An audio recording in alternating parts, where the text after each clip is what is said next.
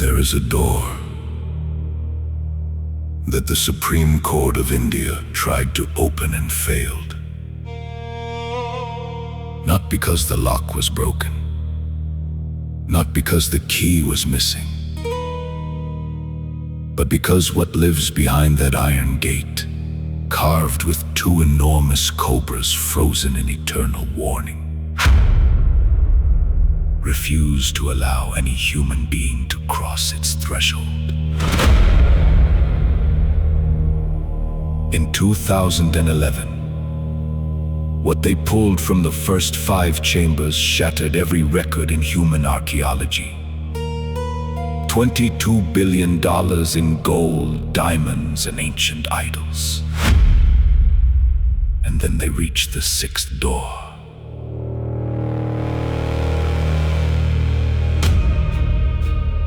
Two stone serpents, 3 layers of iron and wood, a seal so powerful that no tool, no court order, and no human authority has been able to break it in over a century of attempts.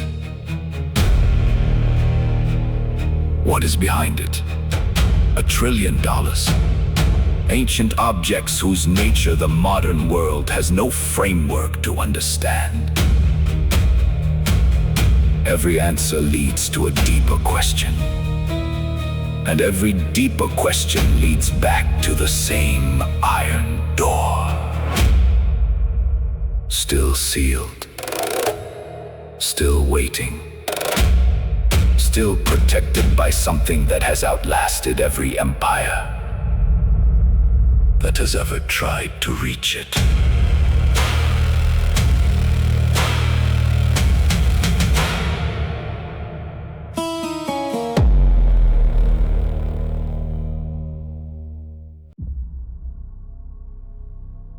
There is a door in southern India that the Supreme Court of the most powerful democracy on earth tried to open, and failed. Not because of a broken lock, not because of a missing key, but because something behind that iron gate refused to allow it. And every person who has come too close to understanding what lies on the other side has paid a price that cannot be explained by any law of the physical world. Before we go any further, if you are new to Virasat Bharat, subscribe right now and leave a like on this video, because what you are about to witness is not a legend buried in ancient texts. It happened in the year 2011. It was covered by the world's largest media organizations, and it still has no rational explanation. The city of Thiruvananthapuram sits at the southern tip of India, where the Arabian Sea meets the Indian Ocean in a collision of 2 ancient bodies of water. The name of the city itself, Thiruvananthapuram, means the sacred city of Lord Anantha. Anantha is the divine serpent, the endless one, the cosmic serpent upon whose coiled body Lord Vishnu rests in a state of eternal conscious slumber, dreaming the universe into existence. At the center of this city stands a temple that is older than most nations on earth, older than the Roman Empire at its peak, older than the concept of democracy. A temple so ancient that its true founding date has been swallowed by the same silence that guards its deepest secrets. This is the Sri Padmanabhaswamy temple, and beneath its stone floors, in a series of underground chambers sealed for centuries, lies something that stunned the entire world when 5 of its 6 vaults were finally opened, and something that continues to terrify everyone who approaches the 6th. The temple is not modest in its architecture. Its towering Gopuram, the ceremonial gateway tower, rises over 30 meters into the Kerala sky, covered in intricate sculptures of deities, serpents, and cosmic scenes that take hours to study in their full detail. The structure is a fusion of the Kerala style of temple construction and the Dravidian style of the neighboring Tamil tradition. Every pillar, every corridor, every stone in this building was placed with mathematical precision and spiritual intention. Nothing about this temple is accidental, not even its vaults. Beneath the temple floor, accessible only through specific chambers and secret passages known to the priests, lie underground rooms sealed with enormous stone slabs, iron grills, ancient wooden doors, and something far older and more powerful than any of those physical barriers. The rooms are known as kalaras, underground storage chambers. And for centuries, the people of Kerala whispered about what those chambers contained. They whispered about mountains of gold, about thrones studded with diamonds the size of a man's fist, about chains of pure gold stretching the length of a building. The whispers were always dismissed as legend, until the year 2011, when the Supreme Court of India ordered those chambers to be opened. The court had been presented with a petition demanding transparency in the management of the temple's assets. The petitioner, a lawyer named T.P. Sundarajan, argued that the public had a right to know what the temple held. The Supreme Court agreed. A committee of 5 members was appointed. Guards were stationed. The world's cameras arrived, and the excavation of one of history's greatest secrets began. What they found in the first 5 vaults, labeled Vault A, Vault C, Vault D, Vault E, and Vault F, shattered every expectation held by every economist, historian, archaeologist, and journalist present. The total value of the items recovered from those 5 chambers alone was estimated at over 1 lakh crore Indian rupees, approximately 22 billion United States dollars. At the time of discovery, this represented the single largest collection of gold and precious objects ever found in one location in the recorded history of civilization. From Vault A alone, the committee extracted a 4-foot-tall solid gold idol of Lord Mahavishnu, encrusted with diamonds and precious stones. They found a solid gold throne designed to accommodate an 18-foot idol of the deity. They recovered a 9-foot-long gold necklace weighing 2.5 kilograms. There were over 1,000 kilograms of gold coins and trinkets, many of which dated back over 2,000 years. There were Napoleonic coins, gold pieces from the era of the French emperor who ruled Europe in the 19th century. There were Venetian coins. There were diamonds of extraordinary size and clarity, wrapped in bundles of silk that had been sealed for so long the fabric had partially decomposed around the stones. There were emeralds described by those present as being the size of ostrich eggs, gold ropes, diamond belts, ancient jewelry from dynasties that no longer existed. The world watched in silence, then in absolute uproar. Forbes magazine published an article calling it a $1 trillion hidden treasure chamber. Historians revised their understanding of the wealth accumulated by the ancient kingdoms of southern India. Economists tried to calculate what the full contents of the remaining unopened vault might add to that figure. And the answer that kept emerging from those calculations was a number so large it defied comprehension. A number that, if realized, would make the Padmanabhaswamy temple not merely the wealthiest religious institution on earth, but the wealthiest single location of any kind in the recorded history of humanity. But there was one vault they could not open, one chamber that stopped them at the door, one iron gate that refused every attempt to yield, not because the physical barrier was impenetrable, but because something about what lay behind it communicated, in a language older than words, that entry was not permitted. Vault B. The committee members approached it on the same day they opened Vault A. They removed the outer iron grill, the first layer of protection. Behind it, they found a sturdy wooden door, which they also opened. And then they stood before the third barrier, a massive iron door, ancient and rusted, covered in elaborate carvings. 2 enormous cobras, rendered in extraordinary detail, dominated the surface of the door. Their bodies coiled in specific patterns that scholars of ancient Hindu iconography recognized as deliberate, not decorative, but functional. A warning, a seal, a message carved in a language of symbol and serpent that predated written script. The committee tried to force the iron door. It would not move. They brought in experts. The door remained immovable. They attempted to hire a professional locksmith to open or remove it with modern tools. The locksmith was scheduled. The date was set. And then, before the locksmith could arrive, the Travancore royal family obtained a legal injunction from the Supreme Court itself, halting all attempts to open Vault B. The injunction was issued following a 4-day private decision-making process based on an ancient astrological ritual known as the Ashtamangala Devaprasnam.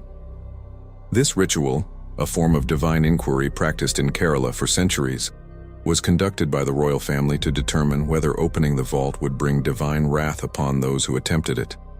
The verdict of the ritual was unambiguous. The vault was not to be opened.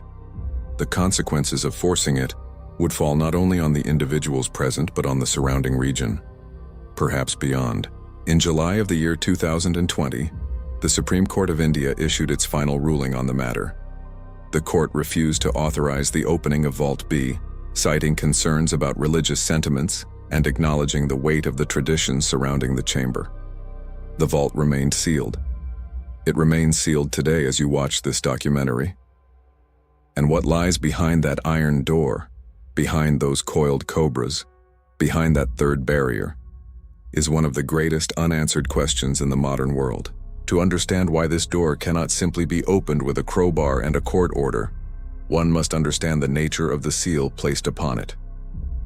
According to the priests of the Padmanabhaswamy temple and the scholars of tantric tradition who have studied this chamber, Vault B is not protected merely by locks. It is protected by a Naga Bandham, a serpent lock, a form of spiritual sealing so ancient and so specific that it predates the recorded history of the temple itself. The Naga Bandham is not a metaphor. In the tradition of South Indian Tantra, a Naga Bandham is a specific ritual binding performed by highly trained priests, known as Siddha Purushas, who use a combination of precise Sanskrit chanting, sacred geometric configurations, and vibrational frequencies to seal a space in a manner that operates outside the framework of physical mechanics. The seal is not placed on the lock. It is placed on the space itself, on the dimensional threshold between what is accessible to ordinary human consciousness and what has been designated by divine authority as off-limits. The Garuda mantra, the specific chant that, according to tradition, is the only instrument capable of dissolving the Nagabandham, is a sonic key, not a metaphorical sonic key, a literal one. The ancient understanding of acoustic science in India recognized that specific sound frequencies, produced with specific tonal precision in specific spatial configurations, could interact with physical matter in ways that modern acoustic physics is only beginning to document. The Garuda mantra is constructed to operate on exactly this principle. The door in this understanding does not open for metal tools. It opens for sound, for the right sound, produced by the right voice, with the right knowledge. And here lies the deepest layer of the mystery. According to the head priests of the Padmanabhaswamy temple, as documented in multiple media investigations conducted between the year 2011 and the present day, there is currently no living person in India, or anywhere else on earth, who possesses the complete knowledge of the Garuda mantra in its correct form. The knowledge was passed from master to student across generations for centuries. Somewhere in the chain of transmission, the chain broke. The knowledge was not written down, because writing it down would have risked its misuse. It was held in living memory, passed in secret from one Siddha Purusha to the next. And at some point in the last several centuries, the line ended. The last keeper of the complete mantra died without passing it on, or passed it to someone who died before passing it further, or deliberately chose not to pass it, for reasons that the tradition itself does not record. The result is that a vault holding what may be the most valuable single collection of objects in human history is sealed by a lock for which the key no longer exists anywhere in the known world. And the only way to open it, without the key, according to the priests, according to the tradition, and according to what happened to those who tried, is to invite a catastrophe. If you have come this far into this investigation, and you feel as thousands of others have felt, that what you are discovering here has been deliberately kept from the world, comment the word vault below. Because the truth buried beneath this temple is deeper than any of the gold it contains. The evidence for the catastrophic consequences of defying the Naga Bandham began accumulating even before the year 2011. In the year 1931, according to a historical account preserved in a travel guide to the region written by a British author named Emily Gilchrist Hatch and published in 1933, a group of men attempted to break into Vault B by force. They had reached the iron door. They were preparing to use tools to breach it, and then, from behind the door, from within the sealed vault, an extraordinary number of cobras emerged. Not one or two snakes, a swarm, a number so large that the men abandoned their effort entirely and fled the temple premises. They never returned. The account is documented. The author recorded it as a first-hand report from local witnesses. The snakes, according to every account, were not there moments before. They appeared at the door. And they appeared only when the door was threatened. Moving forward to the year 2011, the year the vaults were opened by court order, the consequences began to manifest with a precision that troubled even those who had dismissed the traditions as folklore. T.P. Sundarajan, the lawyer who had filed the original petition with the Supreme Court demanding that the vaults be opened, died 1 month after the opening. He was in relatively good health at the time the petition was filed. His death, coming so quickly after the vaults were accessed, was noted by those who followed the case. 1 month. From the opening of the vaults to the death of the man who had demanded their opening. Another individual associated with the process of opening the vaults reported the sudden death of his mother in the weeks that followed. A third person connected to the investigation suffered a serious personal loss that he himself described as inexplicable given his circumstances. None of these events constitute scientific proof of anything. What they constitute is a pattern, and the pattern is consistent with something the priests of this temple have been saying for centuries, that the Naga Bandham does not merely protect the vault, it actively responds to violation. Not immediately, but inexorably. The royal family of Travancore, the Travancore dynasty that has served as the custodians of this temple for over 3 centuries, has understood this dynamic since the beginning of their stewardship. In the year 1750, King Marthandavarma performed one of the most extraordinary acts of devotional surrender in the recorded history of Indian royalty. He surrendered his entire kingdom, every territory, every asset, every resource of the Travancore state, to Lord Padmanabha, not as a symbolic gesture, as a legally binding act of divine transfer. From that moment forward, every king of Travancore ruled not as a sovereign in his own right, but as Padmanabha Dasa, a servant of the deity, a steward, not an owner.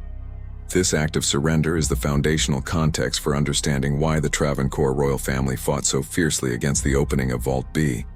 The treasures inside that vault do not belong to the family. They do not belong to the state of Kerala. They do not belong to the government of India. By the terms of Marthandavarma's surrender, terms that were upheld by the Supreme Court in its ruling of the year 2020, everything inside the temple complex belongs to the deity. Lord Padmanabha owns his own treasure, and what Lord Padmanabha has sealed, no human court has the authority to unseal. The Supreme Court's ruling in 2020 confirmed this understanding in legal terms. The court recognized the Travancore royal family as the rightful custodians of the temple's affairs, overturning an earlier Kerala High Court ruling that had ordered state takeover of the temple administration. The verdict was a landmark decision in the intersection of Indian constitutional law and ancient religious tradition. It established, in the language of modern jurisprudence, something that the ancient builders of this temple had always known, that there are categories of sacred space that exist outside the jurisdiction of secular authority. But the legal ruling did not settle the deeper question. It did not answer what is inside Vault B. It did not explain what the cobras on the door are protecting. It did not address the tunnel. Among the most disturbing elements of the Padmanabhaswamy temple complex is the persistent account of an underground tunnel system running beneath the temple and extending outward, potentially for considerable distances. The exact nature and extent of these tunnels is unknown, because no comprehensive investigation has ever been permitted. But the accounts of their existence are numerous and consistent. The most dramatic version of the tunnel theory claims that one of the passages beneath the temple complex leads directly to the Arabian Sea. If this tunnel exists, and if Vault B connects to it, then the iron door is not merely the entrance to a chamber. It is a threshold between the sealed interior of the vault and an open waterway. A breach of the door, particularly a forced breach using modern tools or explosives, could potentially flood the chamber with seawater, destroying forever whatever is inside.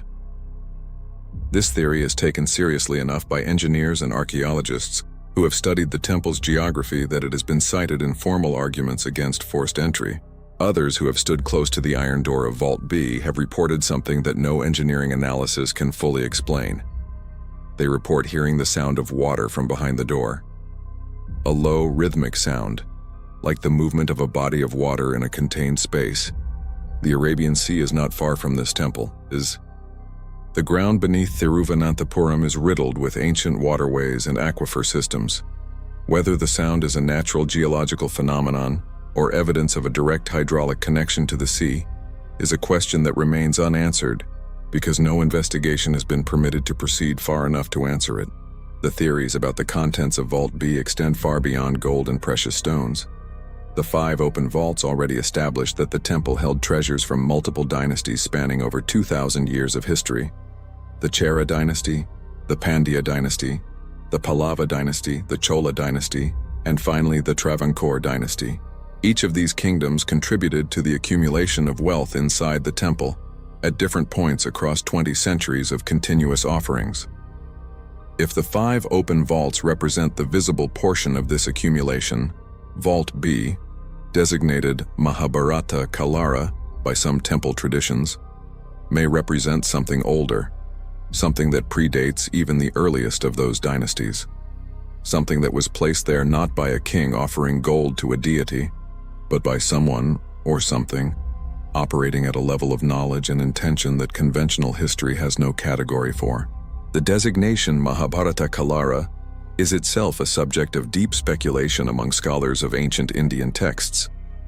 The Mahabharata, the epic that describes the Kurukshetra war, the fall of the Kaurava dynasty, and the dawn of the Kali Yuga, contains references to treasure repositories established in sacred locations across the subcontinent by figures operating under divine instruction. If Vault B is indeed a Mahabharata Kalara, a chamber sealed during or immediately after the events described in that epic, then its contents may date back over 5,000 years, beyond the range of conventional archaeology, beyond the scope of any dynasty recorded in verified historical texts. What could a 5,000-year-old sealed chamber contain that would justify the continued existence of a protective curse so powerful that a modern nation's highest court ultimately chose to respect it over the demands of secular law? This is the question that serious researchers of ancient Indian history have been wrestling with since 2011, and the answers that emerge from that research are deeply uncomfortable for those who prefer a world in which the ancient past holds no genuine surprises. One category of theory focuses on objects of divine or extraterrestrial origin. The idea, dismissed by mainstream academia but persistent in oral tradition and in certain scholarly circles, is that the most ancient layers of Indian sacred heritage include objects that were not manufactured by human craftsmen working with human knowledge. Objects whose properties, whose materials, or whose design reflects a level of technological understanding that the ancient world should not have possessed. Objects that were placed in the custody of specific sacred institutions precisely because they were too powerful, too dangerous, or too significant to exist in the open world. The cobra imagery on the iron door of Vault B is not random decoration. In the ancient iconographic language of Hindu tradition, the cobra, the naga, is the guardian of hidden knowledge, the keeper of underground treasures, the protector of the threshold between the known world and the world of divine secrets. When the ancient architects of this temple chose to place 2 enormous cobras on the door of the one vault, they sealed with the most powerful spiritual protection available to them. They were not making an artistic choice. They were making a statement about the nature of what lies inside. The naga is not merely a serpent in Hindu cosmology. It is a category of being, semi-divine, semi-human, possessing knowledge and power that ordinary consciousness cannot access. The ancient texts describe the Naga realm, Naga Loka, as an underground dimension that coexists with the physical world, but operates according to different rules. Some researchers of tantric tradition have proposed that the Naga Bandham placed on Vault B is not merely a spiritual protection applied by human priests.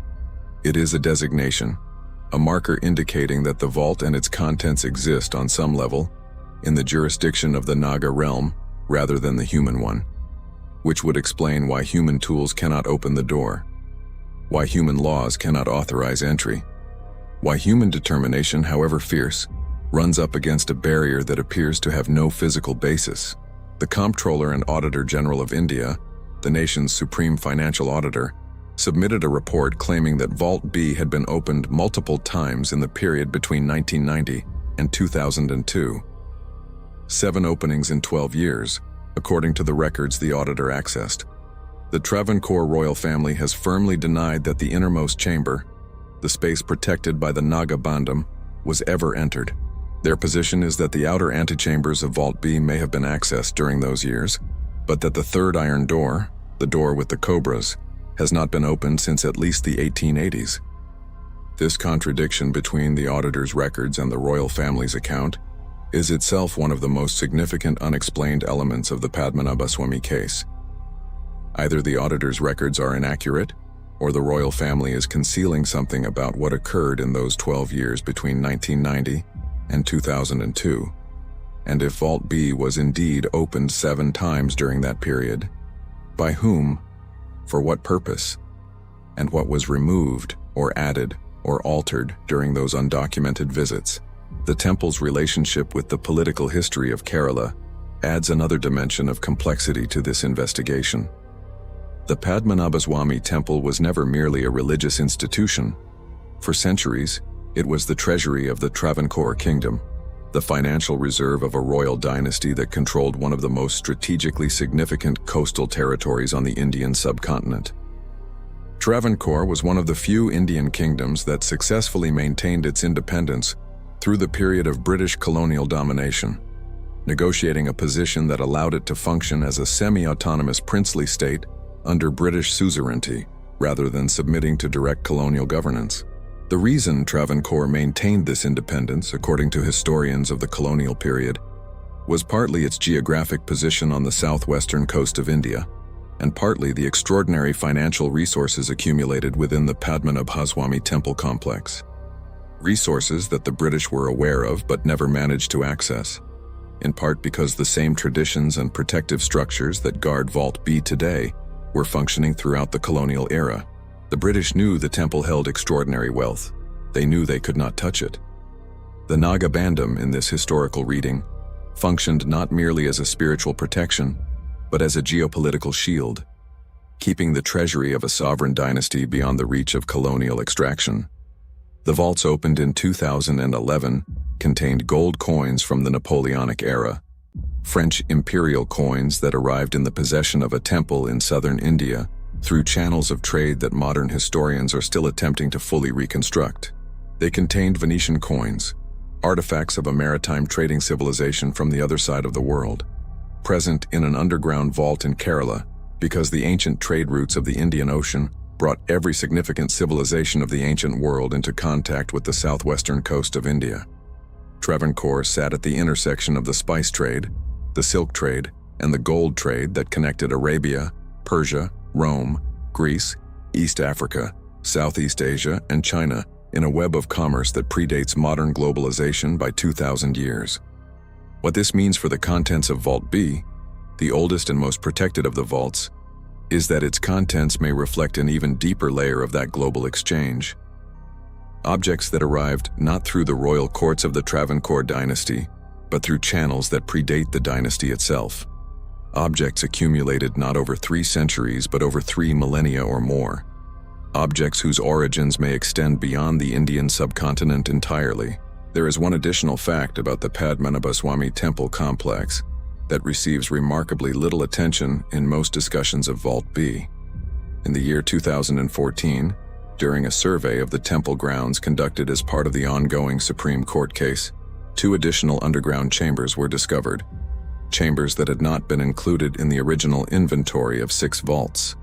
These chambers were designated Vault G and Vault H. They were identified, their locations were documented, and they were left sealed. They have not been opened. They have not been fully investigated. And the question of what they contain, added to the already staggering inventory of what the first 5 open vaults produced, extends the scope of what lies beneath the Padmanabhaswamy temple into territory that the original investigation never anticipated. 8 vaults, 5 open, producing $22 billion in visible treasure. 3 sealed, 1 protected by a curse so powerful that even the Supreme Court of India ultimately stood aside, and 2 so recently discovered that the world has barely begun to process their existence. The priests who maintain the daily rituals of the Padmanabhaswamy temple The Nambuthiri Brahmins who have served this institution across generations too numerous to count do not speak to journalists about Vault B with any frequency or detail. When they do speak, their words are carefully chosen and consistently oriented around a single principle: that the vault is not sealed to hide something from the world. It is sealed to protect the world from something. The distinction matters. A vault sealed to conceal something from the outside operates on the logic of secrecy. A vault sealed to protect the outside from what it contains operates on the logic of responsibility. The priests who sealed Vault B, the Siddha Purushas who chanted the Naga Bandham into existence using the Garuda mantra, were not trying to prevent theft. They were not trying to preserve assets for future generations of royalty. They were executing a responsibility placed upon them by a tradition older than the temple building itself, a responsibility whose nature they understood completely, whose weight they took seriously enough to apply the most powerful protective seal available to them, and whose continuation they attempted to ensure through the chain of transmission that eventually broke. The fact that the chain broke, that the Garuda mantra is no longer held in any living mind, may not be an accident. In traditions that operate at the level of knowledge the ancient Siddha Purushas represented, nothing of significance happens accidentally. The disappearance of the key may be, in this understanding, part of the design. A failsafe built into the system by those who understood that future ages would produce people powerful enough to force entry, but not wise enough to manage what they found inside. The year 2011 brought one of the most significant archaeological discoveries in human history to the surface of public consciousness. And then, almost immediately, a single iron door, covered in the coiled bodies of 2 stone serpents, stopped everything. The world's cameras pointed at it. The world's courts considered it. The world's engineers studied it. And then one by one, they all stepped back.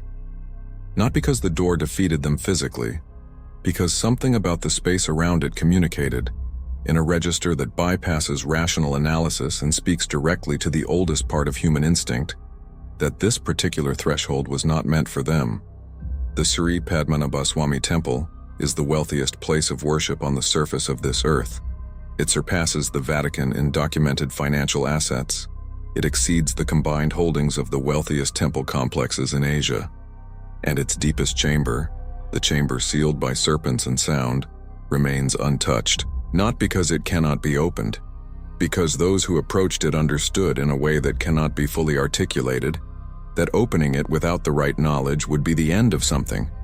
Exactly what that something is, no living person knows with certainty, and this is perhaps the most unsettling aspect of the entire investigation. The world already knows that the Padmanabhaswamy temple holds extraordinary physical treasure.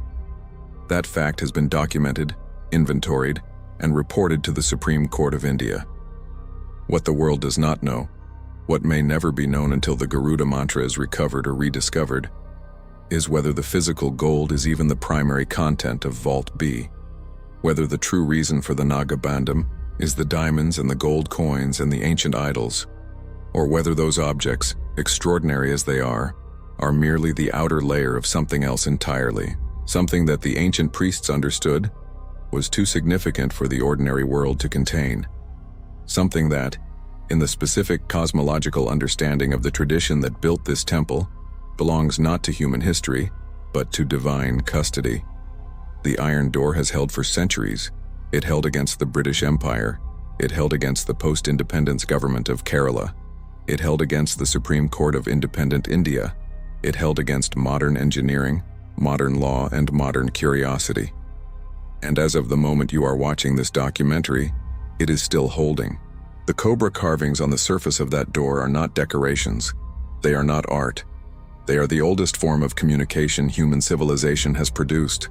The language of symbol, placed at the boundary between the known and the unknown, carrying a message that every culture that has ever revered the serpent as a guardian of hidden knowledge understands at a level that precedes language. Do not enter. Not because the door is too strong, but because you are not ready for what is inside. The question that remains, the question that will outlast this documentary and every other investigation of the Padmanabhaswamy temple's deepest secret, is whether humanity will ever be ready. Whether the Garuda mantra will be recovered, rediscovered, or reconstructed. Whether the conditions described in the Ashtamangala Devaprasnam ritual that halted the Supreme Court investigation will ever shift. Whether the cosmic age we currently inhabit will reach a point where the door decides by whatever criteria it operates on, that entry is finally permitted. And here is what we do know about this age and its end. Our previous documentary explored the story of Ashwatthama, the immortal warrior condemned to wander the earth until the conclusion of the Kali Yuga. The Kali Yuga is the current cosmic age, the age of moral deterioration, of forgotten knowledge, of ancient truths buried beneath layers of modern noise. The same texts that describe Ashwatthama's curse also describe what happens when the Kali Yuga ends. They describe a return of lost knowledge, a recovery of what was sealed, a restoration of what was deliberately protected through the long darkness of the age. If the ancient architects of the Padmanabhaswamy temple built Vault B, according to the same cosmological framework that describes the Kali Yuga, and the evidence strongly suggests they did, then the Garuda mantra was not lost by accident.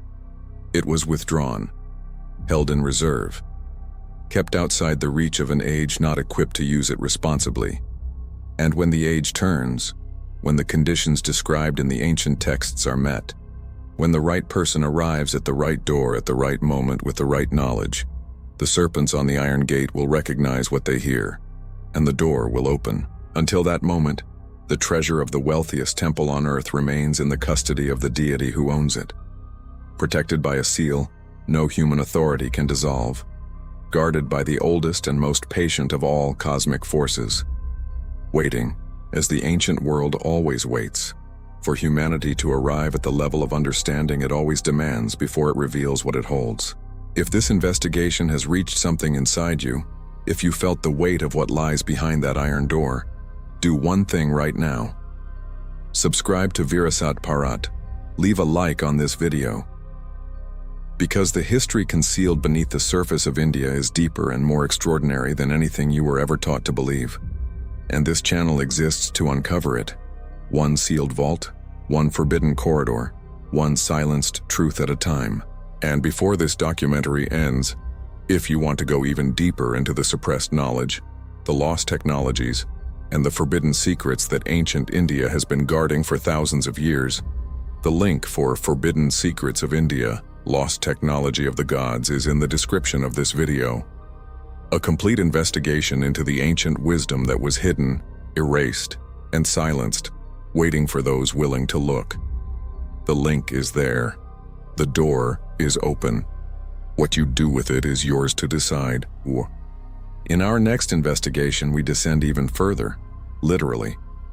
Because beneath the surface of India, archaeologists and researchers have identified evidence of something that the official history of human civilization refuses to acknowledge.